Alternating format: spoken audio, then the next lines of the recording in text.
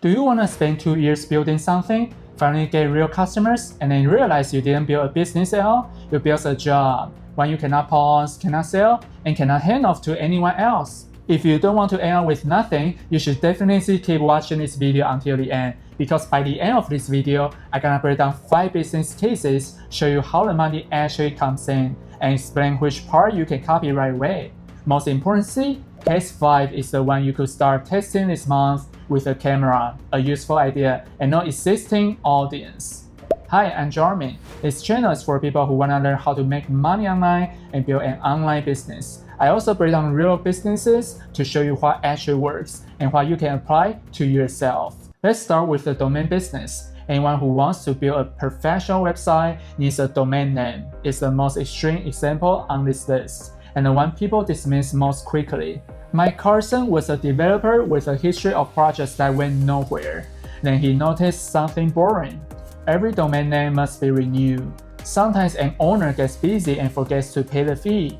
The owner usually gets a grace period, but if they still don't renew it, the domain eventually becomes available for someone else to register. Some expired names can be worth thousands of dollars, even though keeping them costs only about $10 a year. So Carson builds Part.io. You request an expiring domain, and his software tries to grab it the instant it becomes available. If multiple customers requesting a name, they bid against each other. In a 2018 interview, he said the business was making between $150,000 and $200,000 a month, with a profit margin of roughly 17% and no employees. Those were founder-reported numbers. And the interview was published 8 years ago. Almost everything was automated. Software registered the domains, ran the auctions, and even attracted customers by placing a sales page on every domain that Part.io captured. You may already be telling yourself you cannot code, so this is not for you. Have right, you will never out-engineer him. He's competing in a race measured in milliseconds, and that technical barrier makes the business difficult to copy. But you are not meant to copy the domains, you are meant to copy the question. He found something repetitive, variable, and time-sensitive, and refused to do it by hand. So look at your own week. Where are you doing the same thing over and over? And with AI becoming more capable, some repetitive tasks that once required technical skills are becoming much easier to automate. And Carson replaced employees with automation. The next founder did something stranger. He gave the product away. Harman built Sidekiq. If you are not technical, when a website has to do something slow, like sending 10,000 emails, it hands that job to a background system so the site does not freeze. Sidekiq is one of the most widely used tools for doing that. It's open source, free, anyone can take it, which sounds like a terrible business, but here's what happens next. Thousands of developers install it and build it into systems their companies come to depend on. Not likes, not followers, dependency, and once companies depend on Sidekiq, Perham sells them pro and enterprise plans with extra tools that help prevent problems and quickly recover when something fails. On a podcast in May 2023, he said he had around 2,000 customers and annual revenue closer to 10 million than 1 million. He also said the company is just him, with no regular contractors. He hired a designer about once a year and spoke with a lawyer about once a year. That's what 0 employee actually meant, not 0 outside help.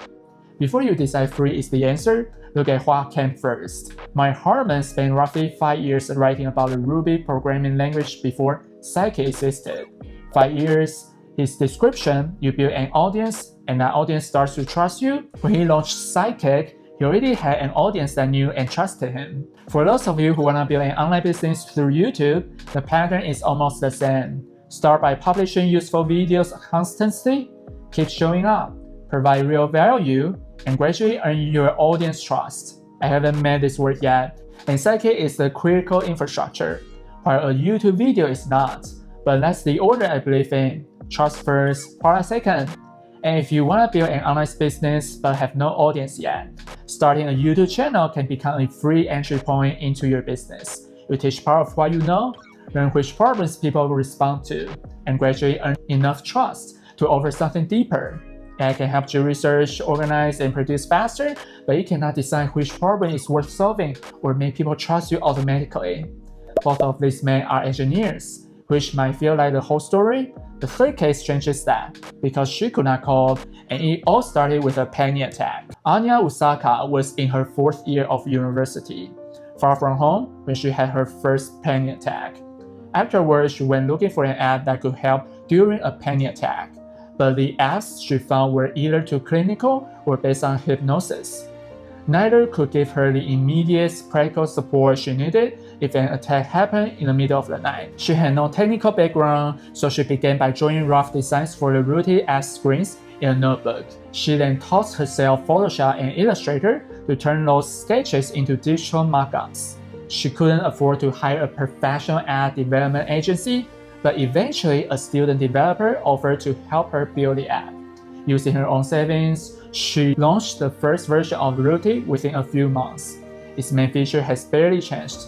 During a panic attack, users can press a button in the app and receive step-by-step guidance and help them get through it. 10,000 downloads in year 1, 100,000 in year 2, 1 million in year 3, and more than 4 million downloads in total, across over 150 countries. And she has said Ruti generated more than $1 million in total revenue after launching in 2019.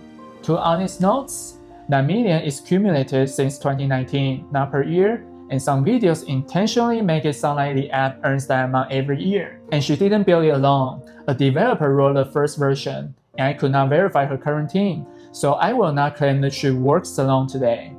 Now you are probably thinking you have no original idea, no technical skills, and everything we're solving is already solved.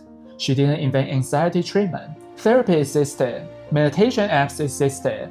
Her advantage was that she had personally experienced the problem, while the developers behind the other apps had not. But building an app was not enough. She also contacted the press and studied the words people use in reviews so Ruti would appear when others search for help. Understanding the problem helps you build a useful product, but it doesn't automatically bring you customers. So the lesson you can apply to your own business is simple. Take a problem you have lived through, read how people describe it, and build the smallest thing that helps. Her app scales because a download costs her nothing.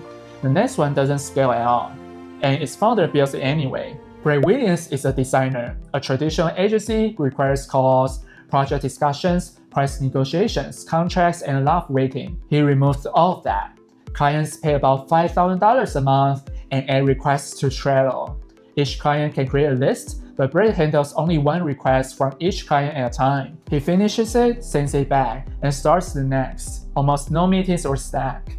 Starter Story reports about $1.3 million a year from 20 clients. Some articles report higher revenue, but they don't say which 12 months the number covers. So treat the revenue and customer counts as founder reported numbers, not audited results. Brad quit his job when monthly revenue reached $80,000. This may be the easiest business to copy because you may already have the skill. Design, editing, writing, research, or consulting. You can sell any of these services as a subscription. But one question determines whether this model is worth it. How much extra work or money does each new customer require? ProDial can serve its thousands customers using the same software. Ruti can serve its millionth user at almost no extra cost. Brad is different. His 21st client adds more work to his schedule. His suite doesn't get longer, he can charge more and standardize the process. But he cannot serve 200 clients as easy as software can. To do that, he would need to hire designers, but it would no longer be a one-person business. So when demand grows, Brad himself reaches his limit first. That's the trade-off. Predictable income but limited capacity. That reminds me of the time when I worked 8 to 12 hours a day at factory, and no matter how hard I worked, my monthly pay stayed the same. I believe some of you watching this video probably feel the same way. Maybe you are tired of repetitive work and dealing with difficult coworkers. That's why you clicked on this video to learn how to build a one-person online business. I'll dive a bit deeper into this after I finish case 5. The final founder escaped this limit. He sells a product that costs almost nothing to sell again, but his model requires something most people underestimate. Justin Welsh. In an interview published in April 2023, he said his business generated about $1.7 million in revenue the previous year. At that time, he said his total business costs were roughly $620 a month, and he had no employees and rarely used freelancers. His business has two sides. He posts on LinkedIn and Twitter 2 or 3 times a day. building an audience and a newsletter with nearly 100,000 subscribers. Then he sells 2 online courses to that audience, plus sponsorships and paid email products. Selling the course again costs him nothing extra. That's the difference between selling knowledge and selling hours. A consultant with 1 more client has 1 more meeting. He does not, and now the part that gets left out. You are probably thinking you have no audience, nobody knows who you are, your first videos got almost no views, and you can't imagine why anyone would buy from you. Maybe that's exactly why you haven't started a YouTube channel. You're afraid of speaking on camera, worried that people you know will judge you, or convinced that publishing when nobody is watching would be embarrassing. I understand that fear because my own channel is still small, but waiting until you feel credible creates a trap. You need an audience to build credibility, but you need to start publishing before an audience can find you. That was true for him too. And the reality is less inspiring than the headline. He posted 2 or 3 times a day for years before the business began making serious money, and described working around 5 hours a day at that point. That's not passive income. It's a job that eventually builds an asset. So do not copy post twice a day. Copy the sequence. One specific audience, one specific problem, content that solves a piece of it. Repeat until people trust you. Give them a way to stay connected outside the platform, such as an email list, so your entire business doesn't depend on one algorithm. And build a product from what they keep asking for. Which brings me to the uncomfortable part, because that's exactly where I am. I have published 6 long-form videos on this channel. Each one has taken days of research, writing, filming in English, which is not my first language honestly, editing, animation, and sometimes remaking thumbnails I wasn't happy with. And the view counts are still very low. I want to describe the feeling accuracy because a lot of you know it. It's not dramatic, it's a slow, quiet embarrassment. You refresh the page, you wonder whether anyone you know has seen it. You compare yourself to a channel that started last year, already has 50,000 subscribers, and you start wondering whether you began too late. It would be easy for me to blame the algorithm, and maybe distribution is part of the problem. Maybe YouTube is not showing the videos to enough people yet, but blaming something I cannot control gives me nothing useful to improve. Researching these 5 businesses gave me a different answer, one that was harder to accept. None of them started with leverage. Perham started with Ruby developers whose software was falling while real customers were using it. Anya started with people made panic attack at 2 in the morning. Brett started with founders who needed a landing page this week. Everyone started with a specific person and a problem that was painful to ignore. The automation, the subscription, the courses came later. They were simply ways to deliver the solution, not the starting points. Some of my early videos began with a topic before I had clearly defined who the video was for or what the problem it was supposed to solve. A topic is not enough. You need to know who urgently needs the answer and why. That's the honest diagnosis. And if I don't fix that first, simply publishing more videos will not solve the problem. 6 videos are not enough to prove success or failure. They are enough to change my approach, but not enough to make me quit.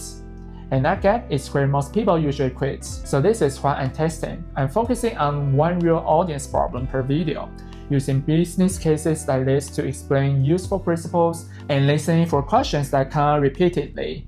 I'm also building an email list so I can reach people directly instead of simply hoping the algorithm brings them back. And I will build a product only when I understand what they keep asking for. That's also why I'm continuing to build this YouTube channel.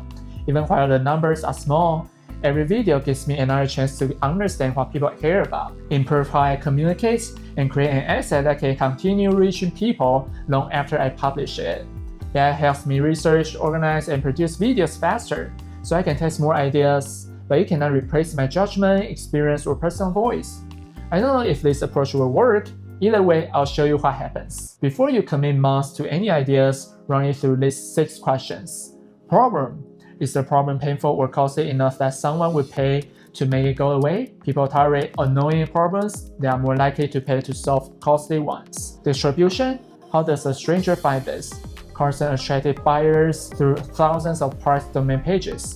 Perham had 5 years of writing. Anya used press coverage and app store search. I'll post about it as a whole, not a channel. Delivery. Does customer number 50 need more of your hours? If yes, you have a ceiling. Know where it is before you start. Recurrence. Do customers pay again, or can you sell the same product repeatedly?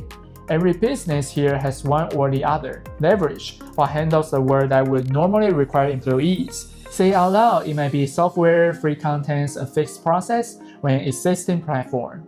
If you cannot name it, then you are the leverage. Then every new customer creates more work for you. Constraints: what breaks first if demand triples next month? For Brett, it's his time.